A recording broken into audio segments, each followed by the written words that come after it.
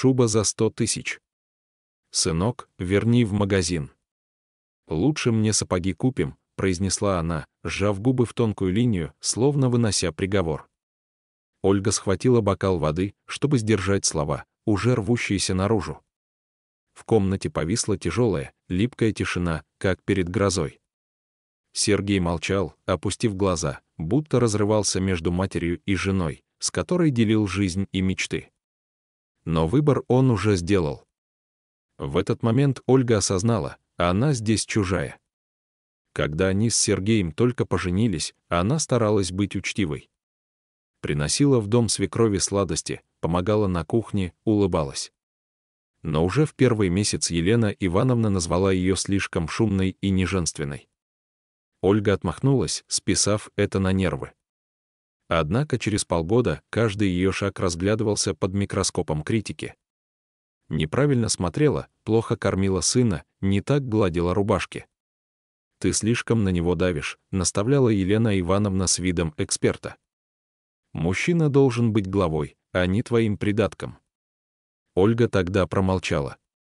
Теперь, сидя за столом в их собственной квартире, куда свекровь приходила, как к себе домой, Ольга чувствовала, как в груди растет ком из раздражения, отчаяния и бессилия. «Мы вместе выбирали эту шубу», — тихо сказала она, глядя на мужа. «Не для свекрови. Сергей говорил, что я ее заслужила». «Заслужила», — хмыкнула Елена Ивановна, посмотрев на сына. «Ты вкалываешь на 2 работах, чтобы она в мехах красовалась. А дома у тебя порядок. Ужин на столе. Это было бы смешно, если бы не так унизительно». Ольга зарабатывала не меньше мужа, вела сложные проекты удаленно, убирала, готовила, вела дом. А теперь ее судили за шубу. В ту ночь Сергей молчал, ушел в душ, лег спать, отвернувшись к стене. Ольга лежала рядом, вслушиваясь в его дыхание. Он не храпел, не вздыхал, словно пытался раствориться. Она поняла, он боится матери больше, чем ценит ее. Каждое слово Елены Ивановны будто тянуло его за ниточки. Утром он сказал: «Давай вернем шубу».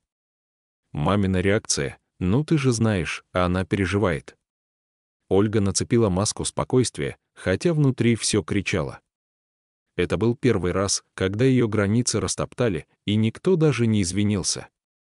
Шубу вернули, деньги потратили на сапоги для свекрови. Через неделю Елена Ивановна нашла новую тему: «Зачем ты купила ему кожаную куртку? Он не артист, чтобы в таком ходить. Лучше бы кроссовки взял, старые износились». Сергей снова молчал, потом убрал куртку в шкаф, словно ждал, что мать сама решит, что ему носить. Ольга училась улыбаться, стискивать зубы, принимать уколы, как капли дождя. Много, неприятно, но терпимо. Пока. Она надеялась, что Сергей однажды встанет рядом с ней, а не за спиной матери. Но надежда угасала. Однажды, вернувшись с работы раньше, Ольга застала Елену Ивановну в их спальне, роющуюся в комоде. «Ищу таблетки», у Сергея спина болела, бросила та, не смутившись. «Не переживай, я и у себя все проверяю». «У себя». В их спальне, в их доме. Той ночью Ольга впервые плакала в ванной, кусая губы до крови, чтобы не закричать. Она начала записывать слова, ситуации, мысли, чтобы не сойти с ума, чтобы понять, где теряет себя. Женщина в зеркале, с темными кругами под глазами, с обрывками фраз вместо голоса, с вечно напряженными плечами, была ей незнакома. Иногда она думала: может, я правда слишком резкая. Может, ей одиноко. Но каждый раз, когда уступала, свекровь заходила дальше, словно проверяла, сколько еще можно отнять, пока Ольга не сломается. Внутри росла не злость, а холодная, выверенная тишина, в которой рождаются решения. Весной Елена Ивановна объявила, что временно переезжает к ним, в ванной трубу прорвала: «Поживу у вас, пока ремонт». Ольга предложила оплатить мастера, но знала ответ. «Ты у нас богатая», — съязвила свекровь. «Сына моего забрала, теперь меня на обочину». И она осталась с ее скрипящими тапками, резким голосом по утрам, запахом перловки и ощущением, что воздух в квартире больше не принадлежит Ольге. Первый день свекровь раскладывает вещи на комоде в коридоре. Второй убирает Альгину косметику из ванной. Третий переставляет кастрюли. Через неделю она уже указывает, кому выносить мусор, когда стирать и что готовить. Ольга молчала, твердила себе, что это временно, что пожилой человек растерян. Но внутри все горело. Сергей будто не замечал. За ужинами втроем Елена Ивановна не упускала шанса уколоть: «Мой Виктор, бывший муж, мне не перечил. Семья — это уважение, а не ваше равенство. Мужчина устает, а ты ногти наращиваешь». Сергей молчал, изредка бросал: «Мама, хватит». Но не всерьез. Однажды Ольга застала свекровь за ее ноутбуком, роющуюся в личной почте. «Искала рецепт запеканки», — невозмутимо ответила та. «Переписки с заказчиком». «Ой, не начинай. Все равно вы с ним хихикаете». Это была деловая переписка. Ты не имеешь права читать чужие письма. Даже если ты мать, ты гость в этом доме. Голос Ольги был твердым, как сталь, впервые. Елена Ивановна замолчала, а затем разыграла обиду, слезы, заперлась в комнате, обвиняя Ольгу в холодности. Сергей был в шоке. «Ты могла бы мягче, это моя мать». «А я кто?» «Соседка». Он не ответил. Той ночью Ольга спала на диване. Свекровь заняла спальню, сославшись на давление.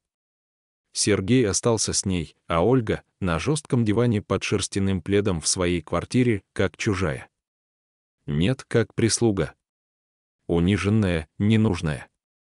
Прошел месяц. В квартире словно исчез кислород. Ольга задыхалась не телом, а душой. Разговоры не помогали. Сергей был непроницаем. Он избегал конфликта между двумя женщинами, всегда склоняясь к той, что громче, решительнее, манипулятивнее. Однажды вечером Ольга сделала последнюю попытку: «Сергей, ты не видишь, что творится? Она разрушает наш брак каждый день». «Не драматизируй», — вздохнул он. «Ты слишком остро реагируешь. Мама не со зла. Тогда почему мне плохо? Почему я молчу каждый вечер, чтобы тебе не пришлось выбирать?» Он пожал плечами: «Ты же сильная. Будь выше этого». Его слова резали, как иглы. Он ничего не понял. И не хотел понимать. В ту ночь Ольга осознала, она не просто одинока, а она в капкане. Дом больше не ее.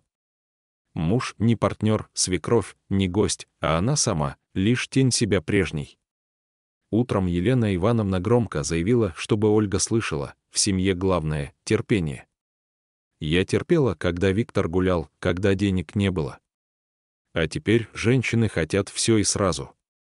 Ольга замерла. Вы правы, Елена Ивановна. Только я не поняла, почему вы терпели то, что можно было изменить? Потому что я мать. А ты кто? Я женщина, которая больше терпеть не будет. Свекровь хмыкнула: куда ты денешься, милая?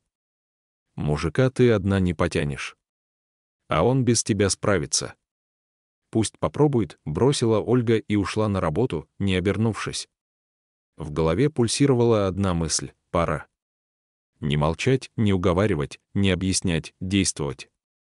Ольга не устраивала сцен, не бросала кольцо, не хлопала дверью. Она начала исчезать.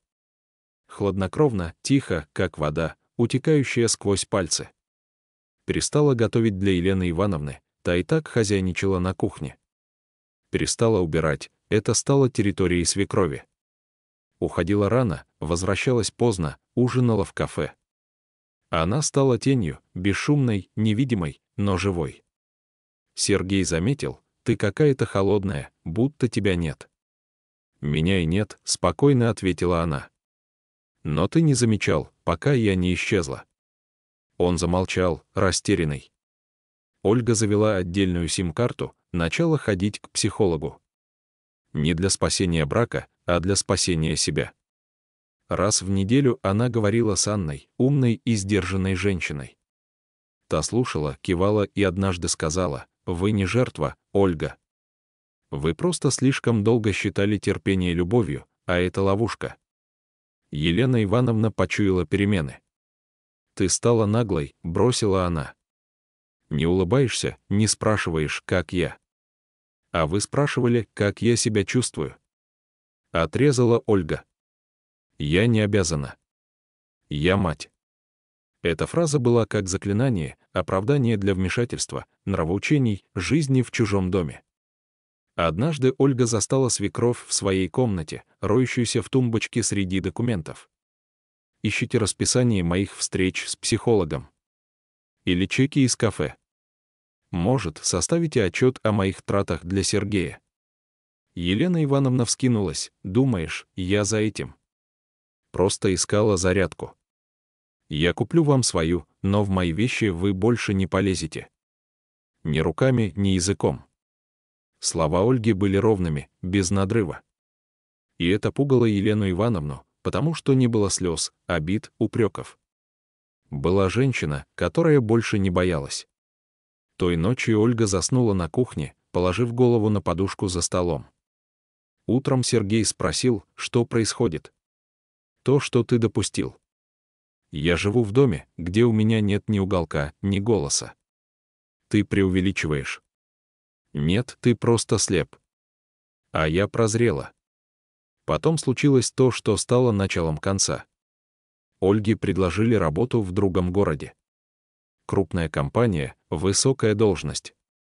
Ее опыт, образование, рекомендации — все сошлось.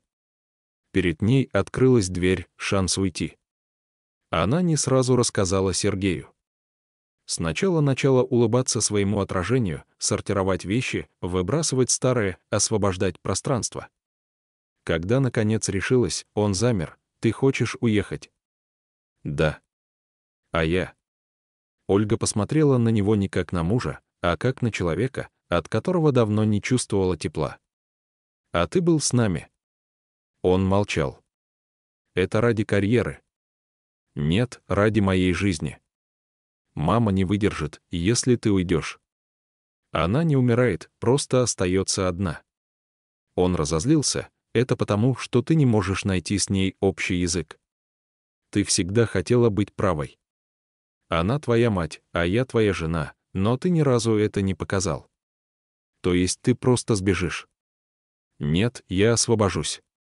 В тот вечер Ольга собрала документы, купила билеты, подписала контракт с новой работой. Все было готово. Осталась последняя ночь под этой крышей. Утром она вышла с чемоданом. Елена Ивановна стояла у окна. «Куда ты?» «Туда, где вы не войдете без стука. Ты разрушаешь семью». «Нет, я просто больше не участвую в вашей. Моей здесь не было». Сергей стоял молча. Не останавливал, потому что не знал, как. Не умел, не мог. Он терял ее не в один момент, а месяцами, годами. Каждый раз, когда молчал, выбирая тень вместо света. Ольга шагнула за порог. На улице лил дождь. Пальто намокло мгновенно, но ей было все равно. Новый город встретил ее без лишней суеты. Никаких душных кухонь с запахом перловки, никаких косых взглядов, никаких тихих упреков. Она сняла однокомнатную квартиру с большими окнами, белыми стенами и тишиной, которую никто не нарушал. Первые дни казались странными. Она просыпалась с чувством, будто забыла что-то важное: сварить кофе для кого-то, угадать настроение Сергея, предугадать слова свекрови. Но вокруг была пустота и покой. В этом была непривычная роскошь — жить без чужих ожиданий. Работа захватила быстро. Серьезная должность, коллеги без панибратства, четкие задачи. Никто не спрашивал о ее семейном статусе, никто не советовал терпеть. Вечерами Ольга возвращалась домой и не сразу включала свет. Сидела в темноте, глядя на огни чужих окон. Иногда там мелькали силуэты семей, детей, вечерних кухонь. Но зависть не приходила. Она училась быть собой. Тем временем Елена Ивановна продолжала свой спектакль, но уже без публики. Сергей пытался жить как раньше. Первые дни он писал Ольге, просил вернуться, обещал поговорить с матерью. Говорил, что не сразу понял, как ей было тяжело. Но она молчала не из обиды, а из ясного осознания: он никогда не станет ее партнером. Он навсегда останется сыном. Через неделю после переезда позвонила Елена Ивановна: «Нам надо поговорить». «Не надо. Ты хочешь остаться одна? Думаешь, найдешь лучше моего Сергея?» Ольга помолчала. «Я не ищу. Я просто не отдаю себя тому, кто этого не ценит». «Ты гордая». «Да». «Знаешь, чем заканчивается гордость?» «Одинокой старостью», — выкрикнула свекровь. «Может быть. Но я выбрала одиночество, а не подчинение. Это мой выбор, Елена Ивановна. Первый за долгое время. Ты вернешься. Поплачешь в подушку, поймешь, что никому не нужна. Спасибо за звонок. Больше не звоните». Ольга положила трубку. Слова свекрови повисли в воздухе, как дым. Она открыла окно, вдохнула. Небо было высоким, вечерним, темным, но не пугающим. Темнота больше не вызывала страх. Через месяц Сергей приехал без предупреждения. Стоял у двери с букетом, на лице усталость, не от пути, от поражения. «Я все понял», — сказал он. «Я был дураком. Потерял тебя, потому что не умел защитить. Не тебя от мамы, а наш дом от ее власти. Прости». Ольга слушала спокойно, без волнения в сердце.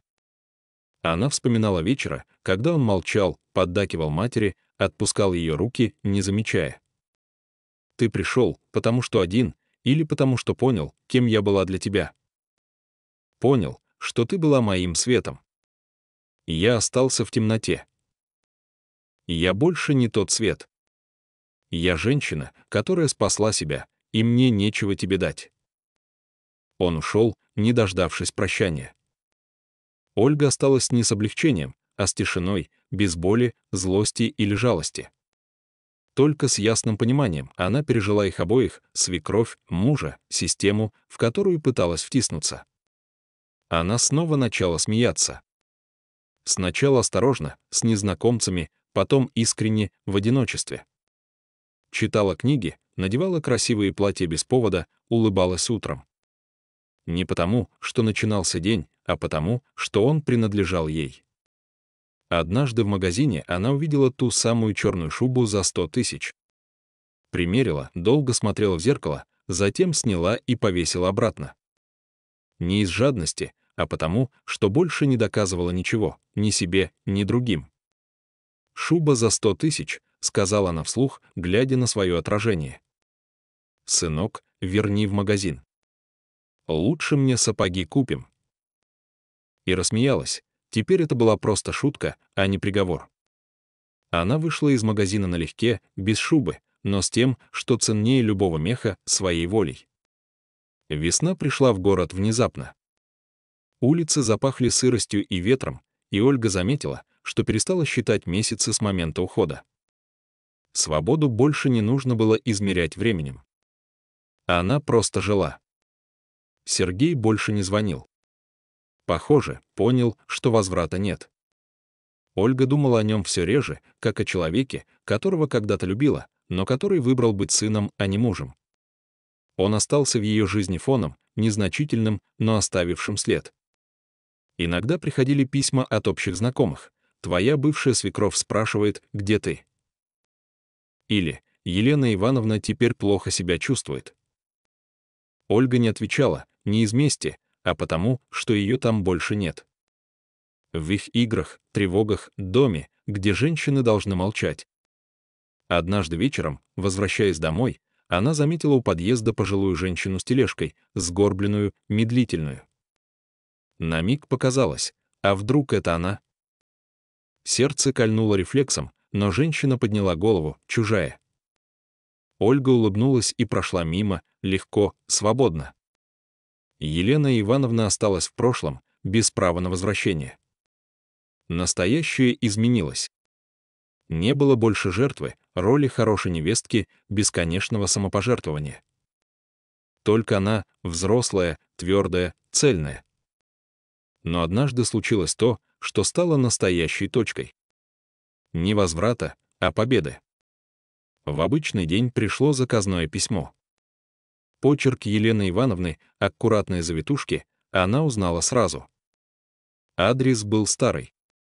Внутри длинное письмо на плотной бумаге. Без слез, без мольбы, сухое, жесткое, почти официальное. Свекровь писала, что Сергей подал на развод, стал чаще пить, замкнулся, а она вынуждена все тянуть сама. Обвиняла Ольгу в разрушении семьи, быта, жизни ее сына. Но последняя строка заставила ее перечитать дважды. «Теперь, возможно, ты поняла, что без меня он не способен жить». И я была права. Ольга сложила письмо, подошла к зеркалу, долго смотрела на себя, на лицо без страха, на глаза без вины. Взяв конверт, она зажгла свечу и подожгла бумагу. Пламя было ровным, чистым, слова рассыпались в тишине. Она смотрела, как исчезают обвинения, их власть. Когда пепел осел, она стерла его с подоконника и прошептала: «Ты больше ничего не значишь». В тот вечер она вышла гулять без цели. В уличной суете, среди незнакомых лиц и шума машин ей стало по-настоящему спокойно. Она не чувствовала одиночества. Она чувствовала себя. Ей не нужно было доказывать, что она достойна. Она не искала любви, не ждала понимания, потому что приняла главное — есть тишина, где живет боль, и тишина, где рождается сила. Она выбрала вторую. Через месяц пришло уведомление из суда. Развод, официальный, без споров и требований. Лаконичная бумага с печатью. Финальная точка. Ольга отметила это одна в ресторане с панорамными окнами, заказав бокал вина и десерт. Официант удивился: «У вас праздник?» Она улыбнулась: «Да, очень важный». «Поставить свечу в торт?» «Не надо. Это не день рождения, это день возвращения». Он кивнул и ушел, а Ольга смотрела в окно и думала: больше нет комнат, где она должна молчать. Нет женщин, перед которыми нужно оправдываться. Нет мужчин, которых нужно спасать от их слабости. Счастье в классическом смысле не пришло. Она не нашла нового мужа, не завела детей. Но в этом и не было цели. Ее победа была в другом, в том, что она вышла из боя не для чужих глаз, а для своих. А где-то далеко, в той же квартире, Елена Ивановна теряла власть. Ее сын больше не слушался. Дом стал тихим, но не таким, как она хотела. Это была глухая, вязкая тишина. Она все реже вспоминала Ольгу с ненавистью, все чаще с завистью, потому что та ушла и смогла. В этом была ее настоящая, глубокая, непримиримая победа.